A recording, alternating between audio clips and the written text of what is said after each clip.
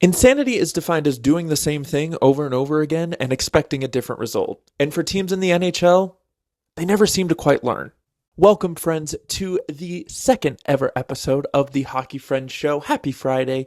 My name is Mark, and we're here to talk about all the drama, all the craziness, all of the events that have taken place in the NHL this week. And we're going to talk about three specific teams in this episode. We're going to talk about the Senators and the crazy week they had. We're going to talk about the Devils and the even crazier week they had. And we're going to talk about the New York Rangers, because what is going on? I'm so fascinated by all three of these teams for very different reasons, but I'm excited to talk about it. So grab a coffee, grab a seat, get comfy. Let's talk. So let's start in Ottawa, and this has to be one of the most insane weeks for a hockey team that I've ever experienced. So let's go back. This all started with some rumors from a random Twitter account. Mind you, no one verified, no one with any other tweets. Literally, this account was created to start this rumor, right? It had been up about 2 hours before people really started to catch on and read what they had been accusing people on the Senators of. So an absolutely baseless rumor, no truth to it whatsoever. And frankly, friends, I'm not going to get into what the rumors were because they are baseless. They didn't come from anybody who would know anything. So I don't think there's any point in rehashing what the rumors were. If you want to find out, you can go look somewhere else and figure it out. But that's not the scandal. That's not the controversy. That's not what made this week absolutely blow up in Ottawa. What did that was the inexplicable decision from their management group to put out a statement right before a game. And it reads as nothing but desperate, emotional, and just unchecked. So the statement was very harsh in its condemning of these accusations, which is correct, which I understand, which I agree with. Nobody should be going after players' personal lives. Nobody should be attacking them as people, especially when it seems to be as baseless as it was in these accusations. But the only reason, and I'm not the first one to bring this up, but what the Ottawa Senators did was create what's called a Streisand effect. So that refers back to the singer Barbra Streisand, who put out some information about her house, which nobody would have known about otherwise, but then she put it out, so then it became a big story, right? So it's essentially shedding light on something that probably would have just gone away. And that's exactly what the Senators did with this statement. It's insane. Whoever made this decision, and I think I have a pretty good idea who made the decision. I know it's signed by the GM, but there's no way. There's no way this came from anybody except Michael Antlauer, the owner of the Senators. He's had a little bit of a rocky start getting into the league. You know, he had that whole debacle with the first round pick and, complaining and being like, well, if I had known this was happening, maybe I would have done things differently. Why is this happening to me? Blah, blah, blah, whatever. So he's already in a little bit of hot water with old Gary Bettman and the league, and he's been good, but this statement reads as nothing but desperate and emotional, and it's such a bad look. It's such a bad look for the Senators as an organization. It's a bad look for their leadership, because not only did they put out this statement, they made the players face the media. The owners and the GMs and anybody high ranking who has commented on this has done it behind closed doors to a national media outlet. They haven't gone in front of their local media and talked about this. They haven't been leading from the front. And I think, Elliot Friedman said that if he were a Senators player and this information got out and they didn't do anything about it, he would go in and demand a trade. And I don't agree with that. I think I agree more with what Steve Dangle said, where what would make me demand the trade would be this statement.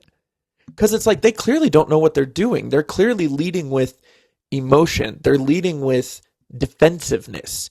And as a billion-dollar organization, you can't do that against a random Twitter account that no one has ever heard of and exists only to stir the pot. You're giving this account and this twisted person who started it exactly what they wanted.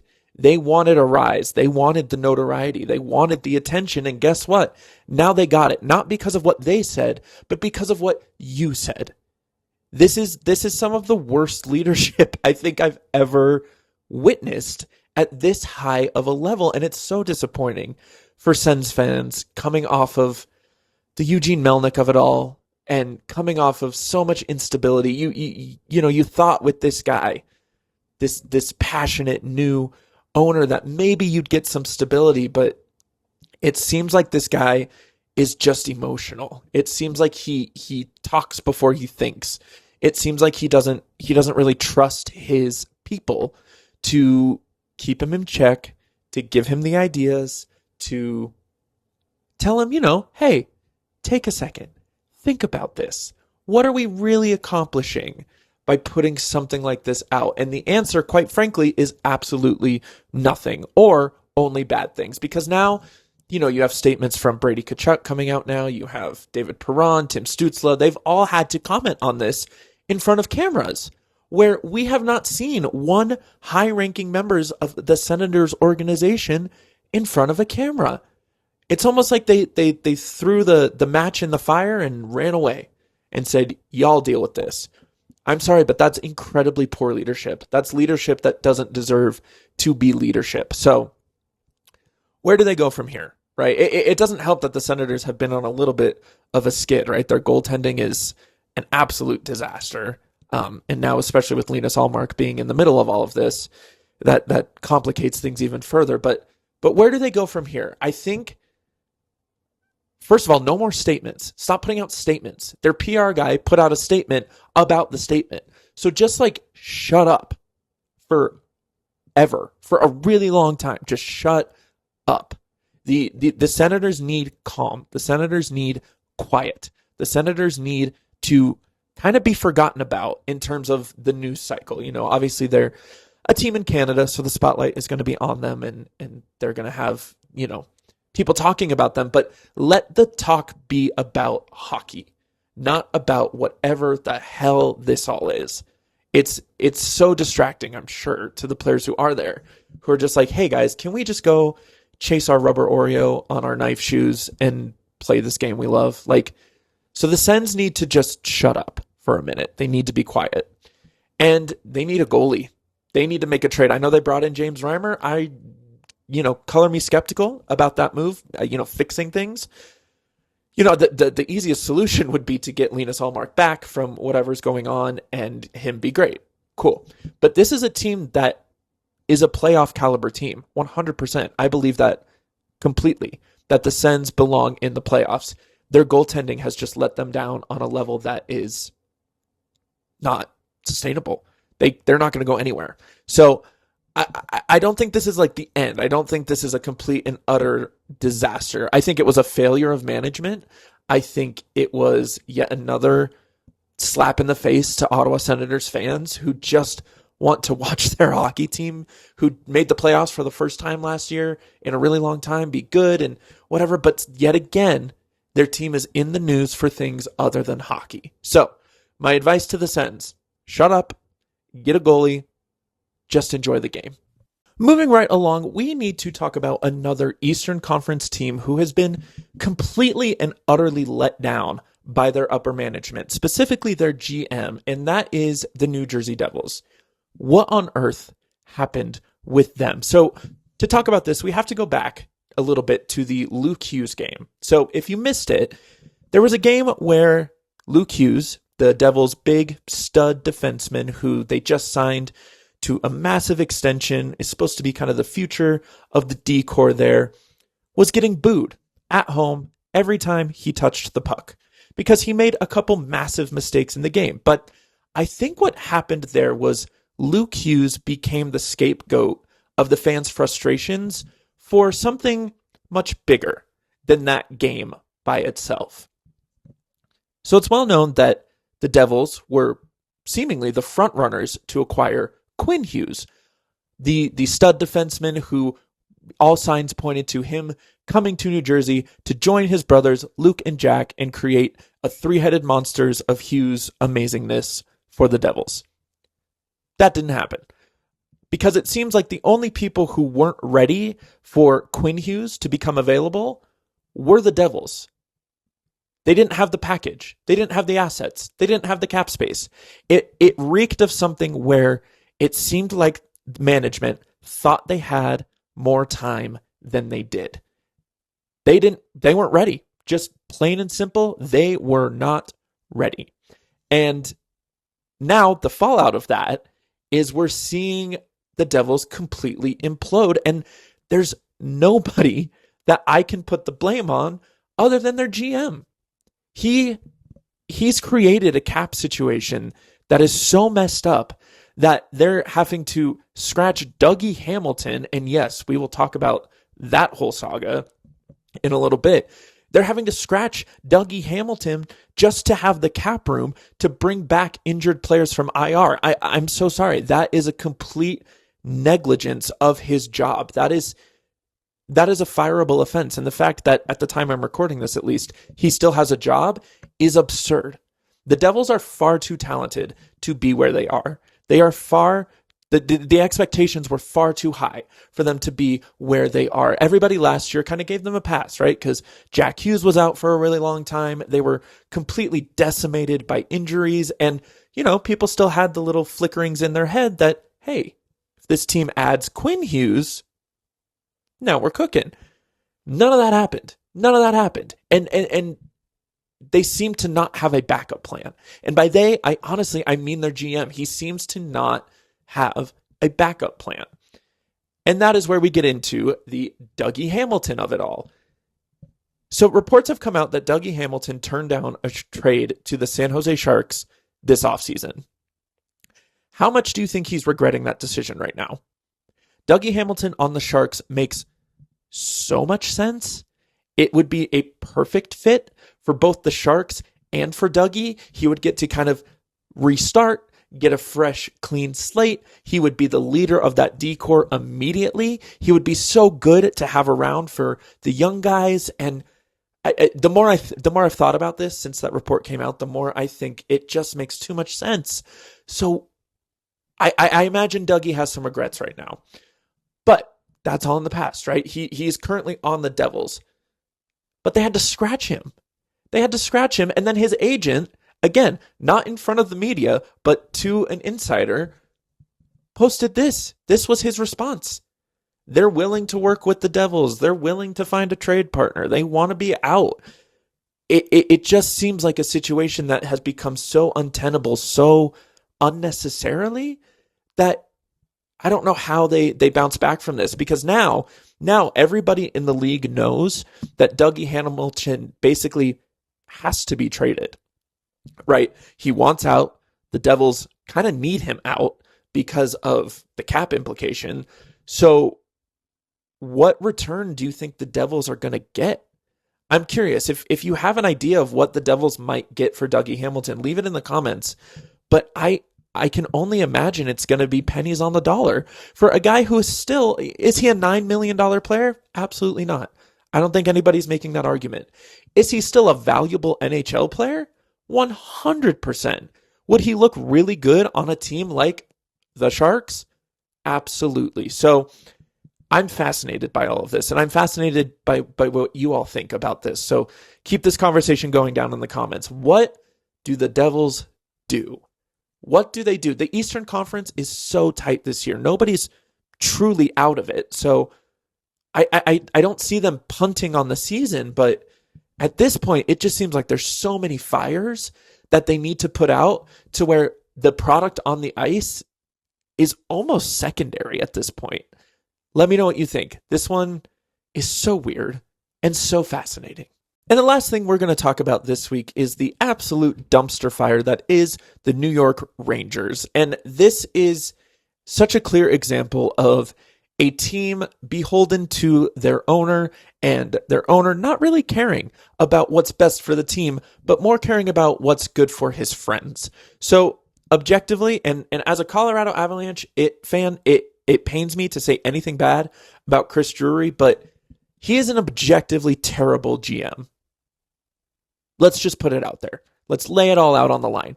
Objectively, Chris Drury is horrible at being the GM of an NHL team. The team he has built is old. It is slow. It lacks a lot of skill. The draft record for the Rangers is abysmal. Look that up if you get a chance. Their draft tenure over Drury is just horrific. So on paper, there's not really a good reason for Chris Drury to still have his job. There's just not. So why does he? Well, he's good buddies with James Dolan, the owner of the Rangers. They are buddy-buddy. They are pals, and James is all about what James wants. And right now, still keeping his buddy happy with a job is more important than a good hockey team. The Rangers are last in the East. That should not be the case. The Rangers are far too talented. And yes, the Igor Shesterkin injury and Adam Fox injury are huge factors. Let's not gloss over that. They're huge, huge factors. But every single team in the league has injuries. And it's not like the Rangers were absolutely killing it before those guys got hurt. They were struggling a bit even with those two studs in the lineup. So while it's a factor, yes, and honestly, the Rangers organization will probably use it as an excuse to kind of run this back. It's not. This team is not good enough. They made JT Miller their captain, a guy who has only been followed by chaos, by turmoil, by hatred from his teammates. Like, this is not a well-liked player amongst other players. So that was a weird decision. And letting Keandre Miller go, why? Why would you do that? They're lacking defensive depth right now. And you know who would look really, really good on that blue line right now? Keandre Miller. So it just speaks to a complete incompetence from an organization that has set the standard of being one of the premier organizations in the league. It's really tough to watch the Rangers sort of fall apart like they are. And again, the theme of today's video, the theme of this episode is just upper management ruining this season for these teams. I have no justification in my head for Chris Drury being the GM still. I just don't. The Rangers need a massive change up top, and that's where it has to start. The goal of this season was very clearly not to wave the white flag, right? You don't pay all these players this much money. You don't bring in Mike Sullivan. The goal was to be good, and they're not. So that's kind of the worst position a team can be in, right? Where they expect to be good, but they're not. So if you're tanking and you're bad, great. If you expect to be good and you're good, great. If you expect to be bad and you're good, great. If you expect to be good and you are literally at the bottom of the conference, that's a real problem. That's a real indictment of your team. And I think what has to happen is, obviously, Chris Drury has to go. Chris Drury has to go. And the Rangers need a retool. I don't know if it's a complete rebuild because they have the goalie. They have Igor. And that is a piece, that is an anchor. And when he comes back healthy, he's one of the best in the league. So you have that anchor in the back. But the problem with this Rangers team is they are really old. They are really old. This core is old. So it's time to move off of them. It's time to trade everybody and anybody who is able to be traded. So whether that's Panarin, Trocheck, Zibanejad, JT Miller, maybe you trade the captain. They have to get younger and build on guys like Noah Laba and Adam Fox and just build a younger, newer core, because this one is done. For me, the time for this core to get it done has passed. So move on while there's still value, because you could still get hefty returns for Panarin, for Zibanejad. The return for Trocheck would be ridiculous. He's one of the best players in the league, so somebody would pay a bunch to get him. So do it now, though. That's the thing for the Rangers. They have to do it now. They cannot wait. They cannot see if this fixes itself, because with the way it's going, it's not going to. And those players are only going to get less and less and less valuable as time goes. So whether it's Chris Drury, and for Rangers fans, I hope it's not, whoever's in charge there needs to start being ruthless, needs to start making decisions that will help the Rangers be what the Rangers should be again in 2 to 3 years. Because I don't think it's happening with this group. Clearly, it's not happening with this group. So big changes need to come in New York. So my friends, that is going to do it for this episode of the Hockey Friends Show. Thank you so much for being here. I really appreciate it. Leave your comments down below. Keep this conversation going. And if there's anything that you want me to cover next week, or any discussion topics you want me to go over, leave them down below. Let's make this a group project. So for now, go ahead and like, comment, subscribe, share this to all of your hockey friends. And I thank you for being here, and I will see you next Friday.